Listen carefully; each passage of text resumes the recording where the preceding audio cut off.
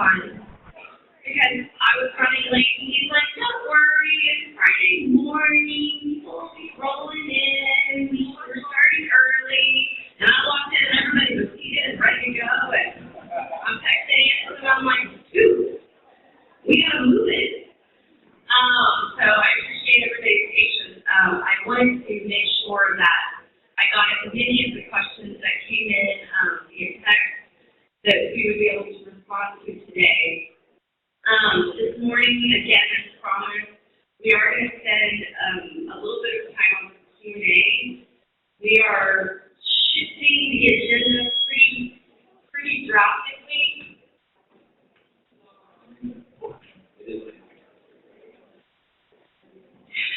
We're shifting the agenda pretty drastically this morning, so probably don't look at the agenda.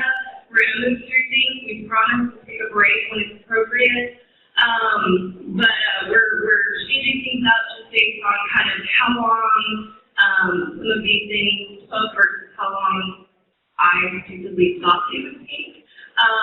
Just because there is so much depth that we're getting into, which is great. It's a good thing. I'm thrilled. And Anthony and I were talking yesterday, and we were both just thrilled at kind of how deep we're getting into some of this stuff, which is just phenomenal. There's probably one more thing I wanted to say. So before I get into questions, I am setting a very firm time limit.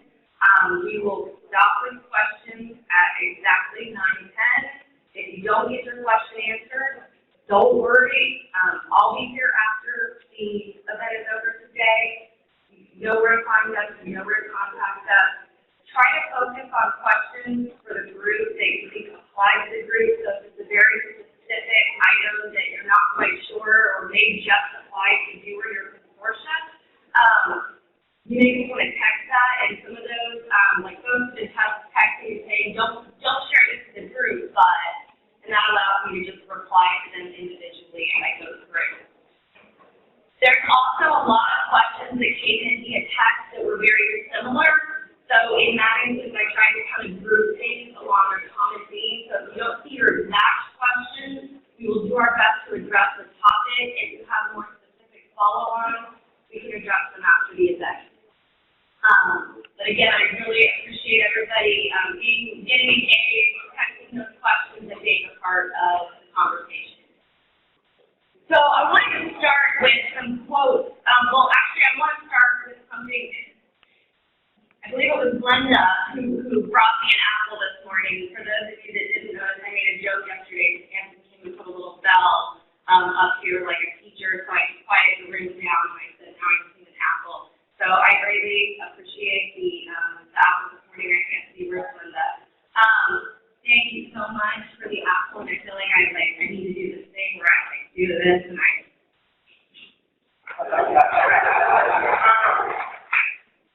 this is everything I do this morning, so thank you. And now I'm going to talk with my mouth. So while I'm chewing my apple,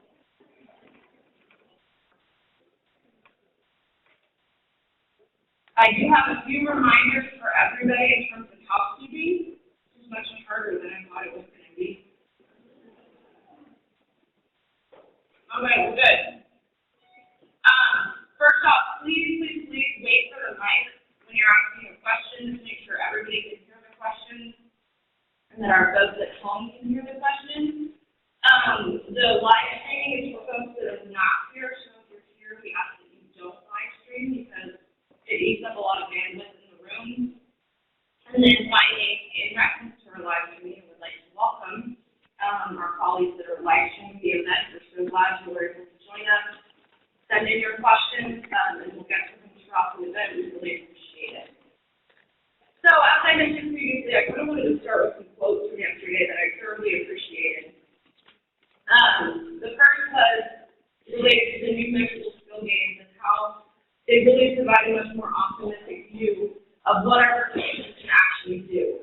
And I thoroughly appreciated that, and I appreciated kind of the sentiment of this really is a new world. It kind of takes us out of this deficit model and this deficit thinking of our participants, and it's really sets the bar in place that a lot of us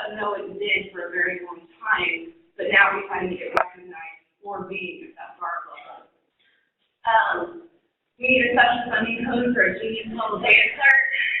I didn't catch this one was from, but I appreciate it. And agree and kudos and make sure you love that data clerk a lot.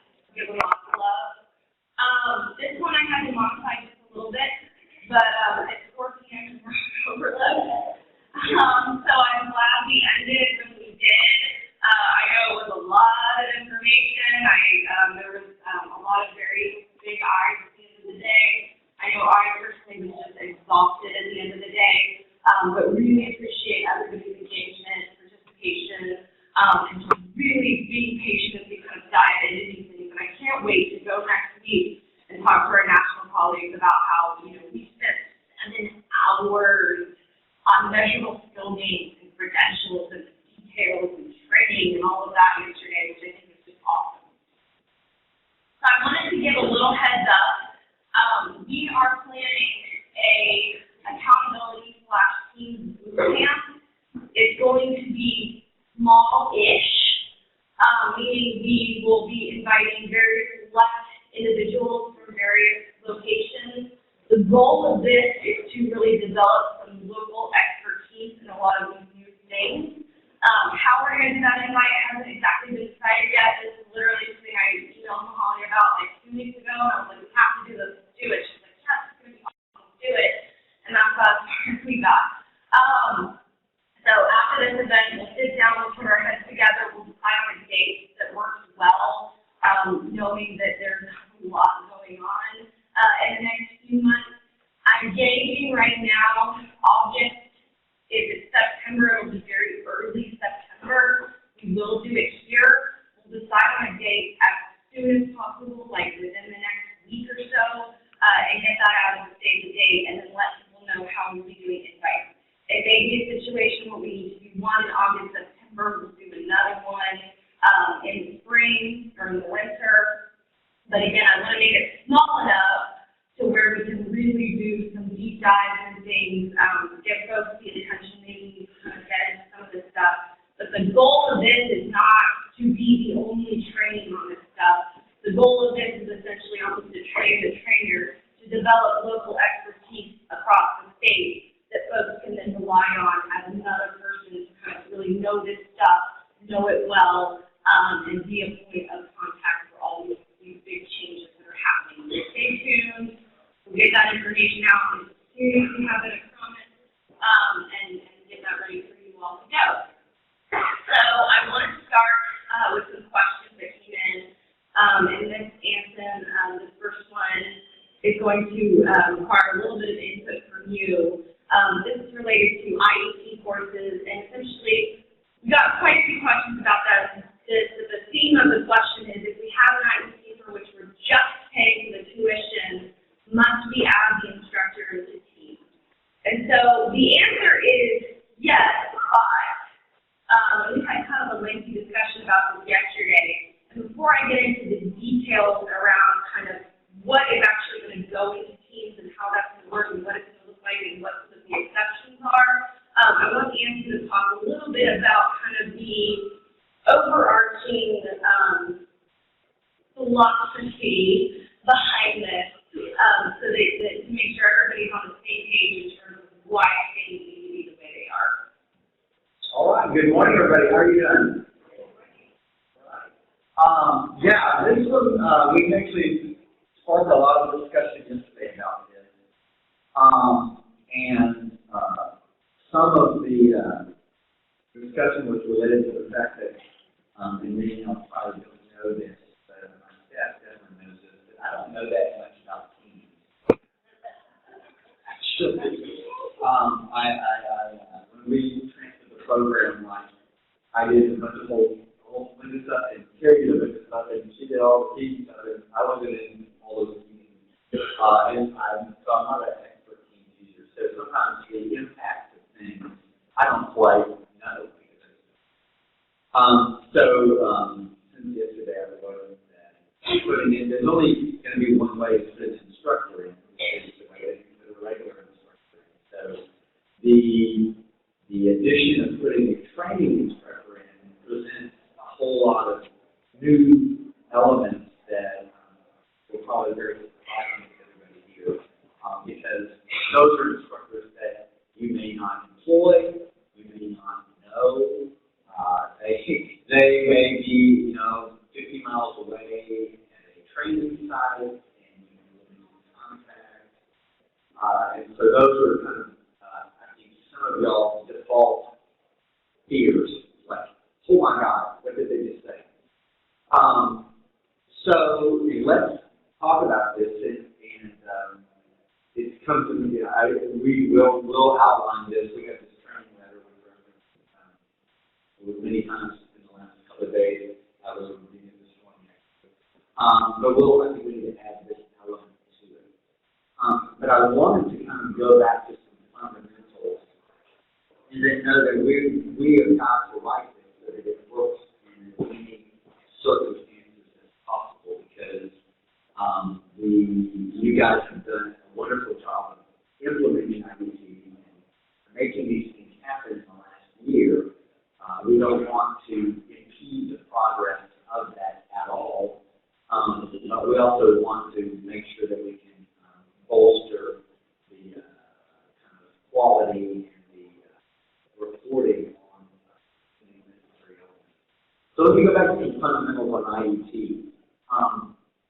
IET is really the most integrated approach within the law in terms of service delivery. It's something that I think would be very rare that you could do with one instructor, because you're really trying to combine those things. People tend to have questions about, having one instructor do it. But it's really something that the default, really the typical model is going to be one or more instructors. And it could be, when I did those, when I was at Alamo colleges, we would sometimes have 4 or 5 instructors, because you had 4 or 5 different technical content classes that made up a program of study or a degree plan for a level 1 or 2 certificate. So your thinking is, oh my God, we've got to get all this detailed instructor information, put them in teams. We've got to implement teams. So we want to kind of get that right for you guys. Those of you that are at colleges, that might be that you're using your own instructors at the college, that still having worked at a college, that would be significantly difficult, even within the college. If you're a school district or an educational service center, a community-based organization, and you're basically buying that service from somebody else, then it becomes a much more difficult proposition, and we understand. The importance, first of all, we have to report the training information for the federal reporting for integrated education training. So that's a given, and that's why we put all of the basic screening teams, and we'll be reporting the hours. The importance of the instructors, I kind of referenced a little bit yesterday, but I want to underscore, because if you go back to the fundamentals of an IET, where you're supporting underskilled individuals to succeed in a training program for which they most likely don't have the basic skills for, because if they had the skills, they wouldn't come to us to be an IET, correct?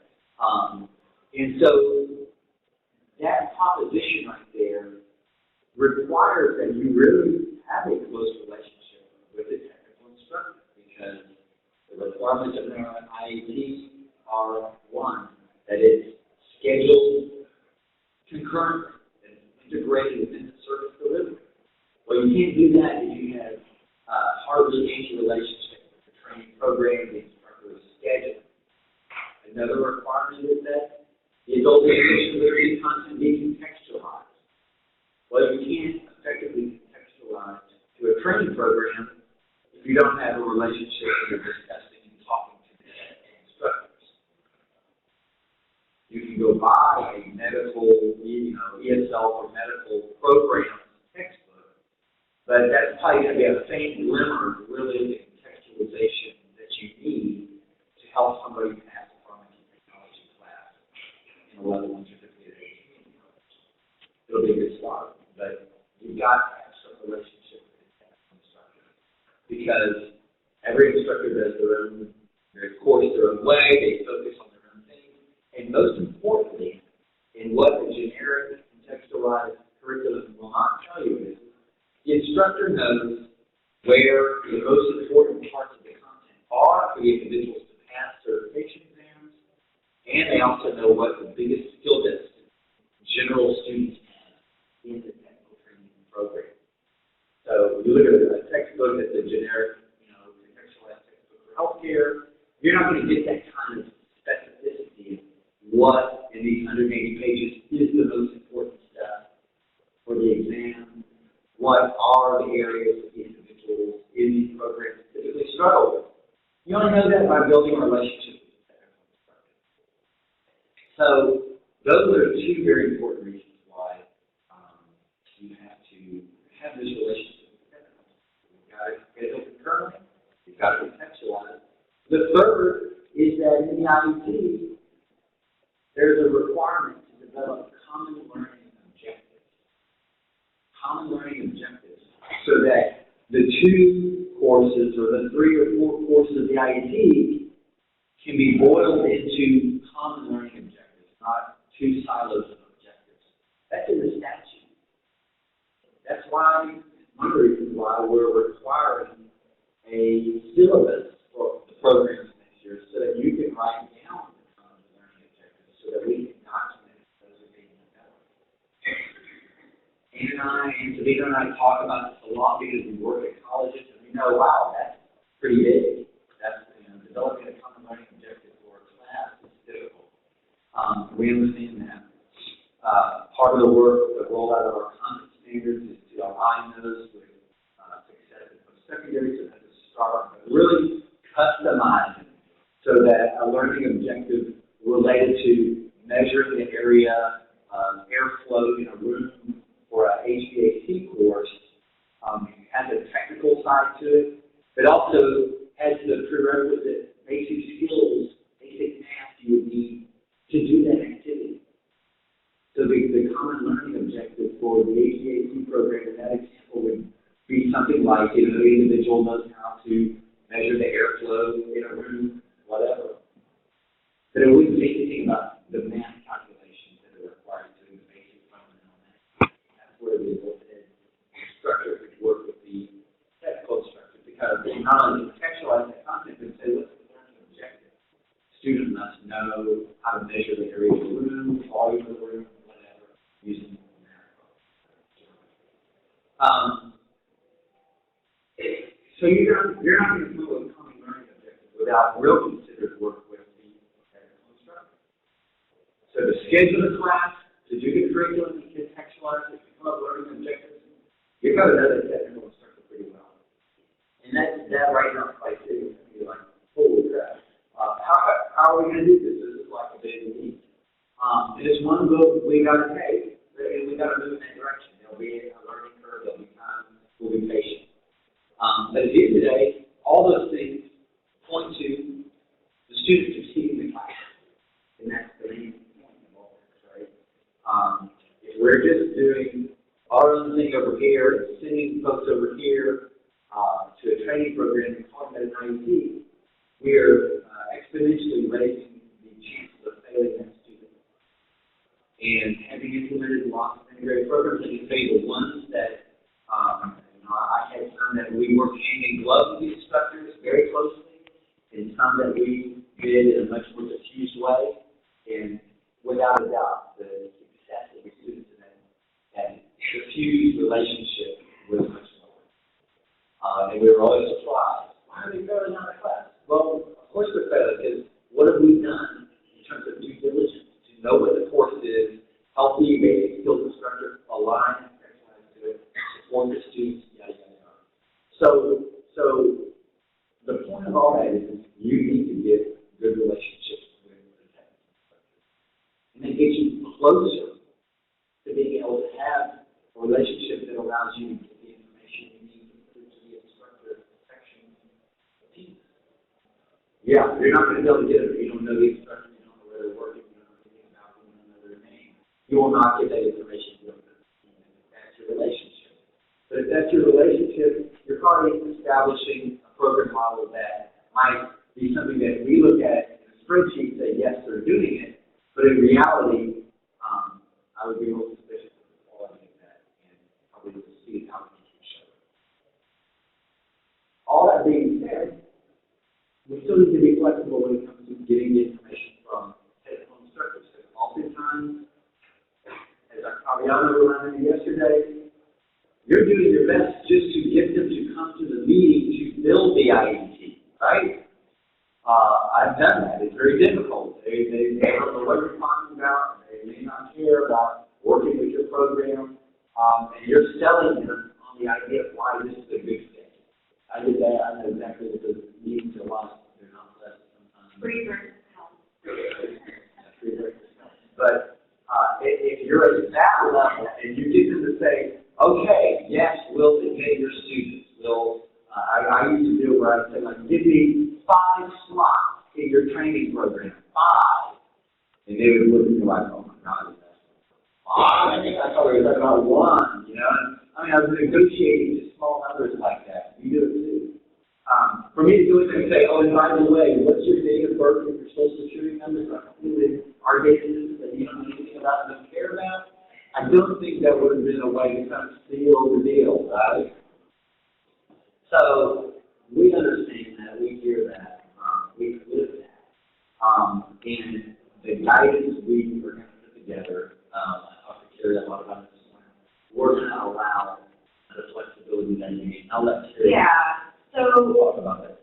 So first I have to stress one really important issue. If you're, and this is why, you know, I want to get something out as written guidance, just saying it here because I want to make sure this is very, very clear. If you're in a situation where you are literally paying that instructor, you're going to need to put them in. You're paying their salary. They are, you know, you're paying to that instructor. They are essentially one in terms of days now. Obviously some of the trickiness comes into play in 2 different instances. In the instance where you're paying tuition, meaning you're paying the college instead of paying the instructor, or in the instance where you're not paying the instructor. The partnership is such that the student is self-pay or some other collaboration taking place. So we're going to put our heads together. What I'm kind of leaning towards is either going to be, and again, that's why I want to put it into writing, very specific instructions related. Yeah, well, this one is just getting a lot of feedback. Related to either instructor of record or something of the like, but I don't just want to say, well, just do instructor of record and it's a free-for-all and all that. That's why I would make sure it's written out. So we have very specific guidelines so that we know this is taking place. We know why it's built in there that way, and there's a very specific reason. We had initially talked about, you know, what are the possibilities of building that training instructor a little bit differently in teams. That is definitely something that will not happen anytime in the near future. I'm getting pushback on any changes I want in teams that are not directly related to Pearl elements. So that's a great idea, not going to happen in the near future. So I would ask you to just bear with us for another week or so we can make sure we put this together, have very clear guidance that we can send out specific set of instructions so that we do have consistency in what's happening, but can address some of the unique situations. But again, I'm going to stress, if you're paying that instructor directly, you're paying their salary, they're your instructor, that is definitely a situation where you're going to need to make sure that instructor is the team. We do have lots of those IEPs happening right now where the individual is actually an employee of the organization. So I don't want to say, oh no, you don't have to put any training instructors in teams, because that's just not the case. But I do understand there's some of those unique circumstances around some of that, and I want to make sure we're clear, especially related to you know, which sources of funding you're using, how that funding is being spent, things of that nature. The other kind of key piece to keep in mind is related to kind of the purpose doing, whether or not they're just doing direct training, whether or not there's a situation where they're doing some things that are counting as direct contact hours as well. So that's again why I want to make sure we just sit down and write that out very specifically.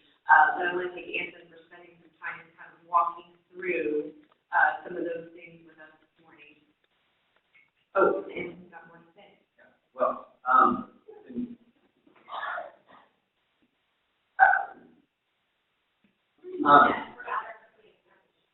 okay. So the other thing I would want to say is that there's the whole student success side of it, and the compliance side of putting in the team. And although I hate to do things because the monitors are going to look at things like that, but at the end of the day, that always makes like really good sense when here the monitors are going to be there in a week.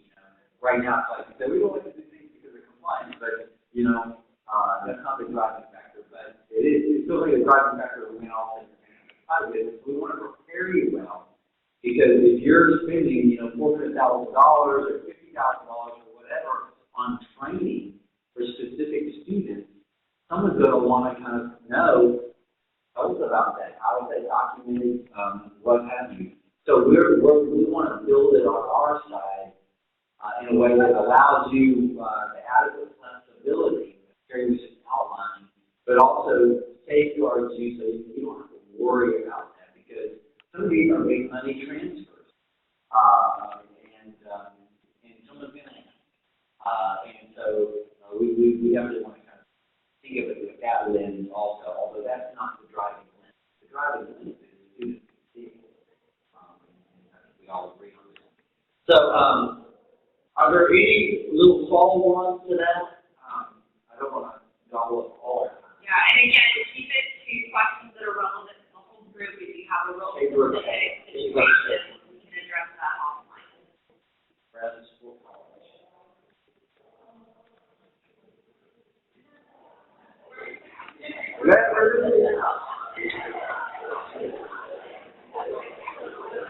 Hold down the wall. We need gospel music.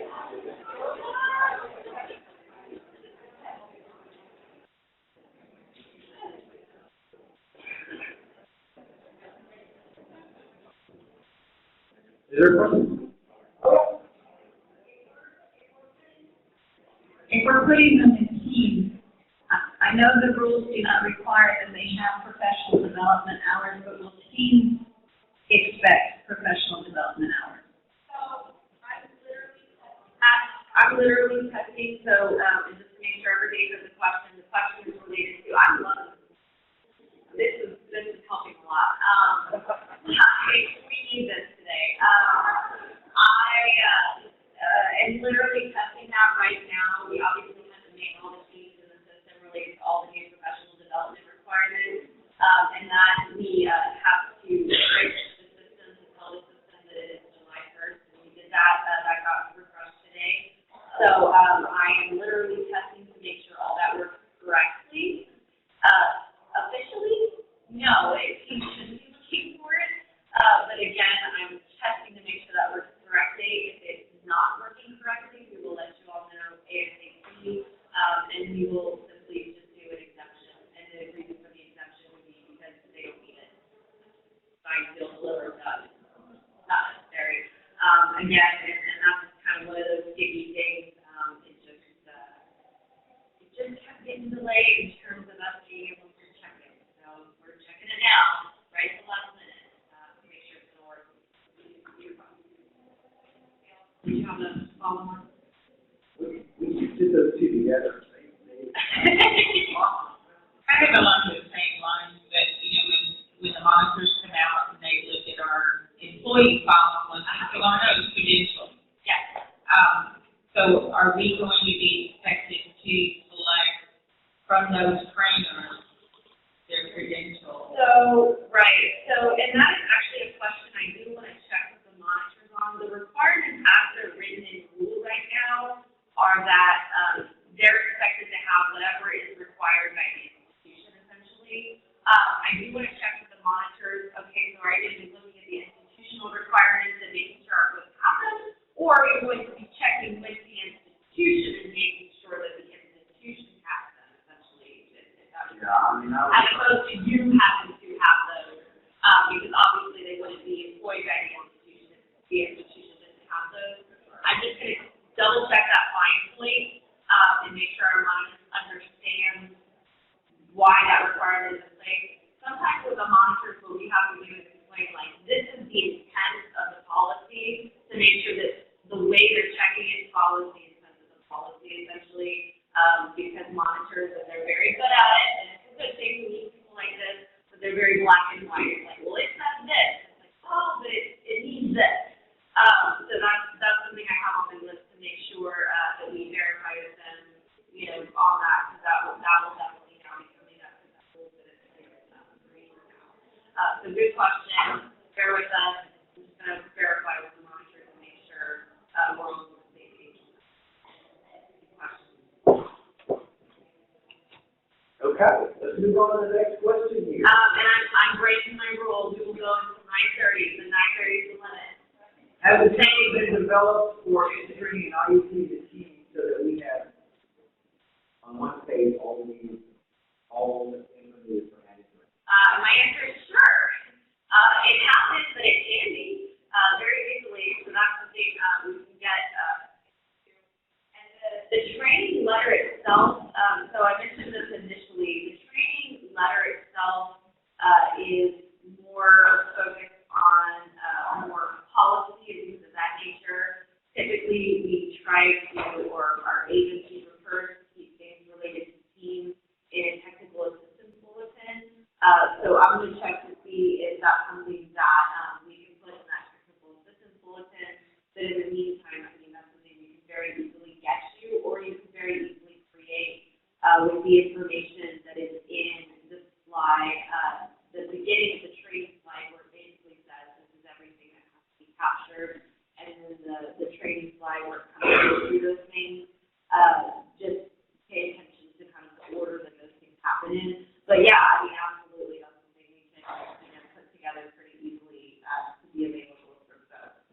I got a lot of questions on training as an ECP, so I just wanted to clarify, training doesn't have to be on the ECP list for Title II. It's not a requirement for Title II, but it can be. So I just wanted to clarify that. I did get some questions related to some specific ECPs.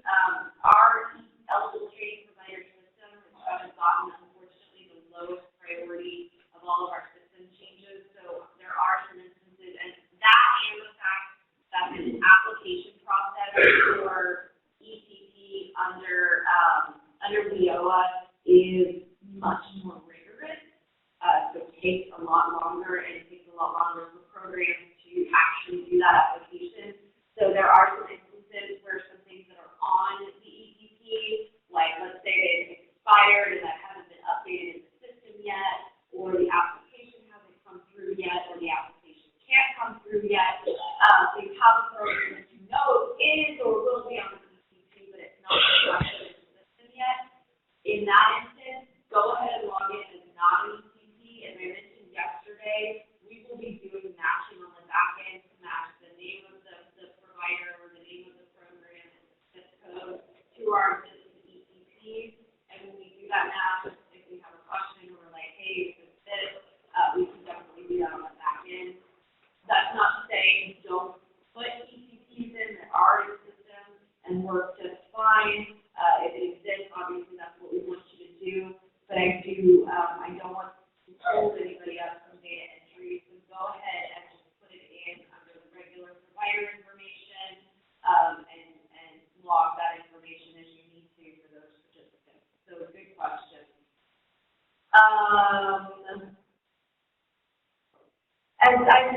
So we've got some additional, and I mentioned previously, I actually got quite a few good questions on the ECP. Some of them I'm honestly not sure about. The one I talked about is even still a little squishy in terms of like when those things are expected to be updated and things like that. So we'll add those to the Q&A for the event so that I can ask the right people to give us the correct answer, because I don't want to give an answer that then turns out to be wrong. So we'll add those to the Q&A for the event, which Fabiana is not here today, but is joining us via stream.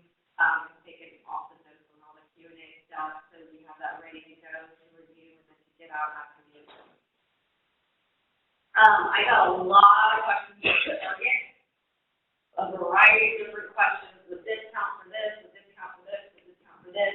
I'm not gonna get into all the specifics. I'm going to address kind of some broad principles, and then if your question still isn't answered, if you're still not quite sure, check with me after the event and we can clarify. But in terms of Target, first and foremost, I'm gonna be working with Adam on a response regarding kind of picking and choosing which target student they count for. So we talked yesterday about a situation where a student may start in an intensive and then move to an IEP. Well, what if we want them to count towards the IEP because we know we're going to need our intensive target? How does that work? What does that look like? So I will get with Adam on how exactly we can unduplicate or duplicate across those targets to make sure that you're in a situation where you're kind of getting credit for your work, but the intent of the target is still being met, which the intent of the target is to distinct students. I'll get with Adam on that and see if he has any ideas. He usually has very good ones about creative ways to kind of problem solve or work through some of this stuff. So I'll get with him on that and get you guys answers as soon as possible. I want to remind everybody that the funding code selection drives everything. We don't know if something's happening if you haven't selected the correct funding code. And even a little tweak in one of the funding codes can make all the difference. So it's so important that you're selecting that correct funding or activity code. I'm gonna do a little check-in on those after this just to get everybody's brain working and refreshed on this Friday morning to make sure everybody's got their funding code straight. But that activity funding code drives everything on the direct contact hour side. That's where people are, they're enrolled in this, they're enrolled in this, they're enrolled in this. So regardless of if the student is maybe doing both or one or the other, don't say, oh, I have decided I want them to count for IEP, so I'm going to take IEP. No, you need to pick the service that they're actually in that needs to match. In terms of the top question, as I mentioned, we'll work on a response for you on that. More questions on, let's just repeat what we just said. Repeat it the first two in case you didn't catch it the first time. A big point of clarification or of importance that folks understand, a student can only count one towards your total serve and one towards one of the special targets. So let me clarify that just a little bit. So when I say special targets, you have individual targets, which you saw on your target setting tool for all these various things. So you have EL Civics, and your EL Civics is broken out into EL Civics with no IEP, so there is the ability to do that now. Some folks said, hey, we're doing all IEP now, that's all we want to do, we're going to propose to do all IEP, we allowed you to make that proposal. We're working on those final negotiations right now, which I'm going to think about in a second. And then you have an IEP or an integrated EL Civics target. We are going to switch to the naming of these things as they're listed above, meaning, and that's not a funding code, the parentheses don't think that's the activity code, but just when we talk about them, we're going to talk about EL Civics and integrated EL Civics. When we talk about EL Civics, we're talking about EL Civics with no IEP. When we're talking about integrated EL Civics, we're talking about with IEP. Both of these things are funded under Section 243 in the law, which is called Integrated EL Civics Education. Am I saying the whole name right?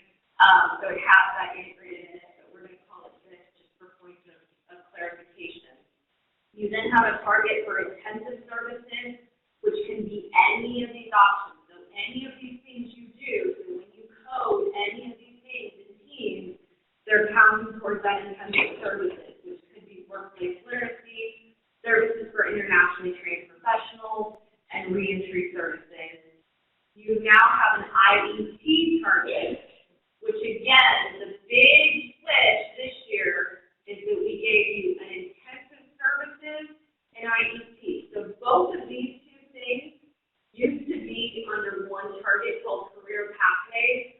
We had to split that out because the big thing we found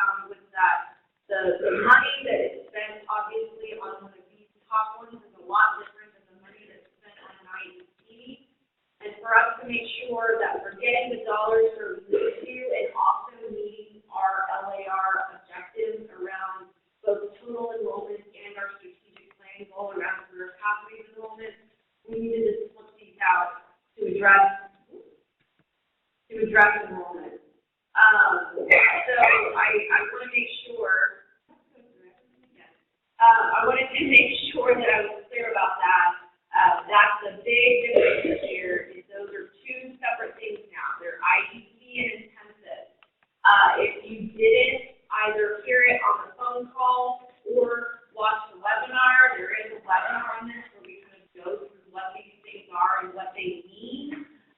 But essentially, what we did when we set initial targets for all the grant recipients or our initial proposal to you, we said based on what you're doing now, here's what we are recommending you do next year. And for the most part, it was either a pretty clear breakdown of what you're doing now. So if you're doing 30% in one, 70% in the other, that's what we gave you, with the exception of folks that weren't doing any in either of the models. We did propose a target that moves you in the direction of doing both of these things. But again, that was a negotiation, so it's kind of the option to come back and give us an alternative based on what they thought they could feasibly do. I will stress that there is kind of an expectation moving forward that folks are branching into both intensive services and IEP services to make sure we're meeting all the various pieces under the law.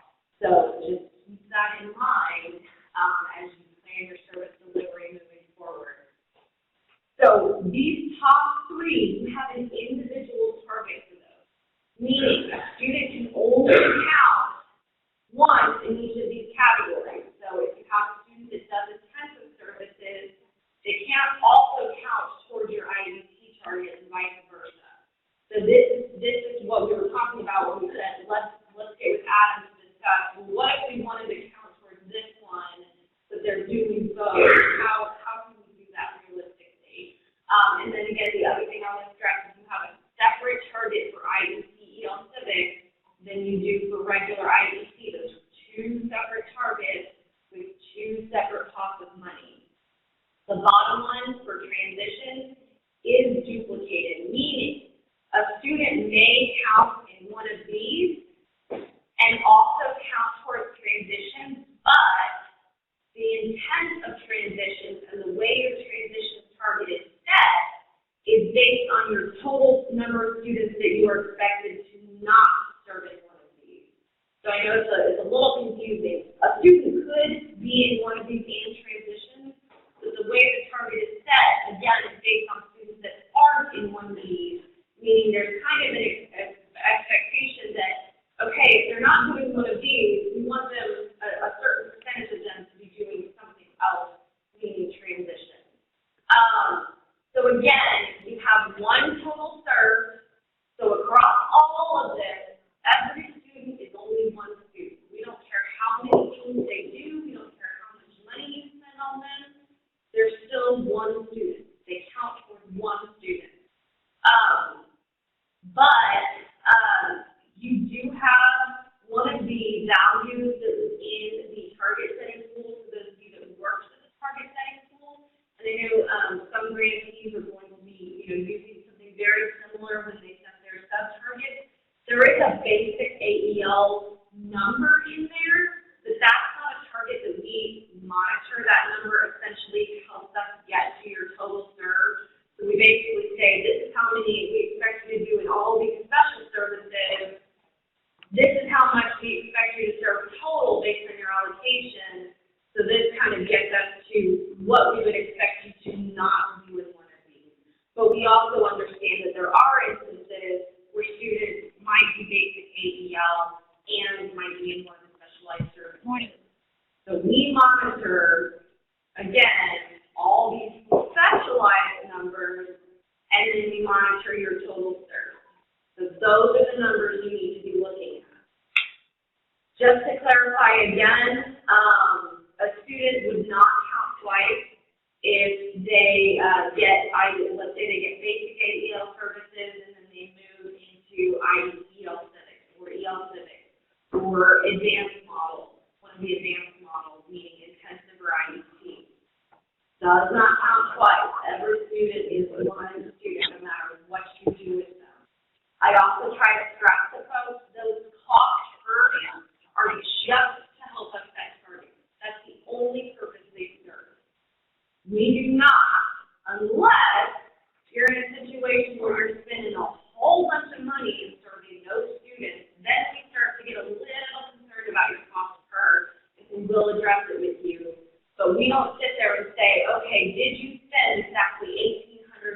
on this training.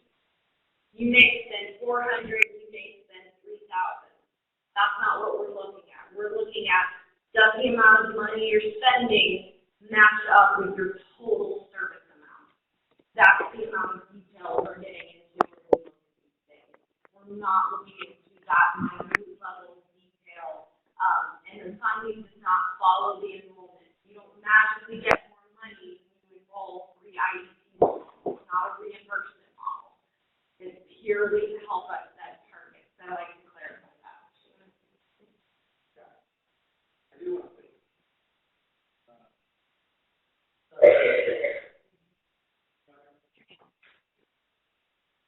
Okay. On that point, though, the one thing that I would underscore that we hear more and we would like to hear in terms of a drive or a very valid complaint, I think, is in consortium, there seems to be occasions where a program gives to a sub IEP target, but then doesn't budget accordingly for the IEP.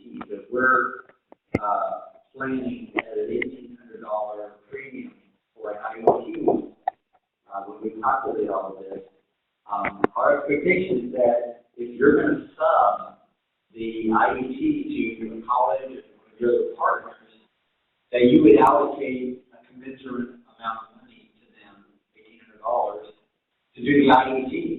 What we see happening occasionally is, and it comes as a complaint, a sub will say, well, they gave us the IEP target, but not the extra money that we keep talking about. The commission approves that premium, that $1,800 extra or the $500 for the intensive, with the intention that it's going to support the target of intensive models or IEP. So that would be the one time where we definitely would be wondering why is the money following the contract deliverables essentially. And that has, I mean, that I would love to say that that's one, but I get that complaint frequently. And I'm not saying it's random, but I don't know if it's a bookkeeping thing, if it's intentional, but starting the training program by saying do an IEP for $600 per doesn't make any sense. So I find it hard to believe people are intentionally doing it, but so to be vigilant is really important. We have lines to take care of convincing from Region 20. Very good.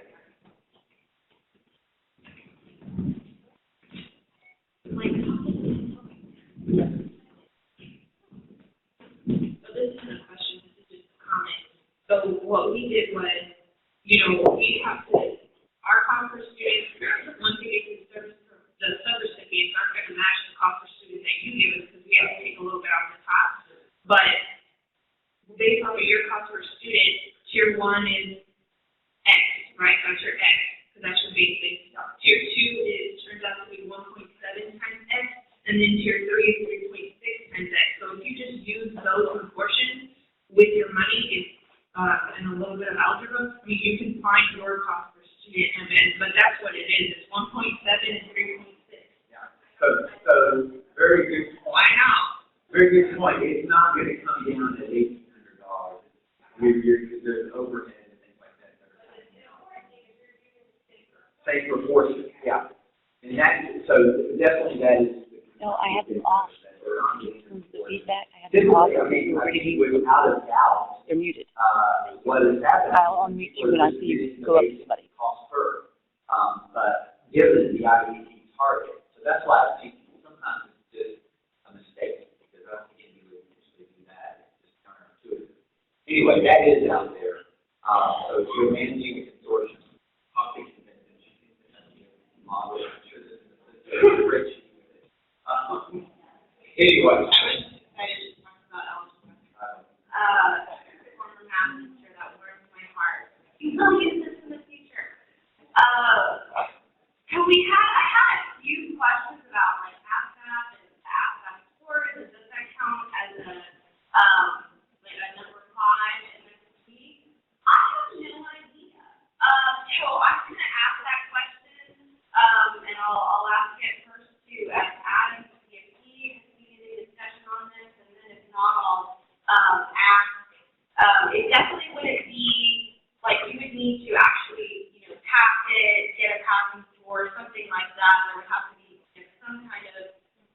something associated with it to show that increment. But I don't know the answer to that question, but it's a great one for those of our folks that serve a lot of military individuals in their programs. So I will find out. I got another question related to OSHA. We talked about this a little bit yesterday, but anything that is considered like safety, et cetera, required for a particular job does not count as a credential, but it could count as a measurable skill gain under number 5 if it's required towards getting that final certification, et cetera, for that participant. Did you want to say anything about that, Ethan? So again, we're going to talk about credentials this morning. So we will be getting to that presentation today. Again, I know we've been shifting things around, but that is one we definitely want to make sure we get to. So yes, we're getting those credentials, but we'll talk about that a little bit more.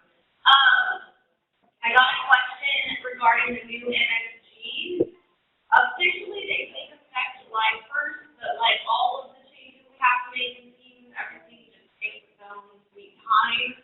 As soon as I don't have a release date yet. I should have that in the next probably 2 or 3 weeks. They'll be able to say, okay, this is when we can get it out.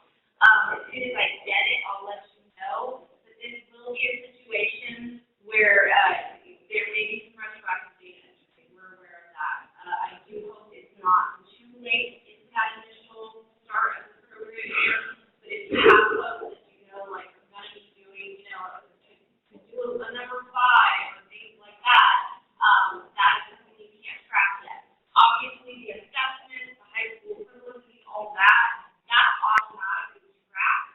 It's not set up in the way a measurable skill gain is set up yet. So we at least have the data in the system.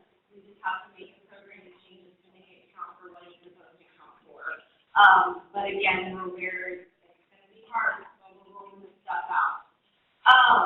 I got some additional questions on baseline assessment. I do want to stress, yesterday we were like, oh, free post-test, we don't need it anymore, yada, yada, yada. I want to stress you still need that baseline assessment because that's how you're determining eligibility. That's how you're determining if the student is indeed eligible for your program. So that baseline is still needed. It's the progress test that is a little bit different. The same rules still apply regarding carrying forward old assessments. Officially, in teams, a test will carry forward across program years for up to 1 calendar year. The teams is not going to check.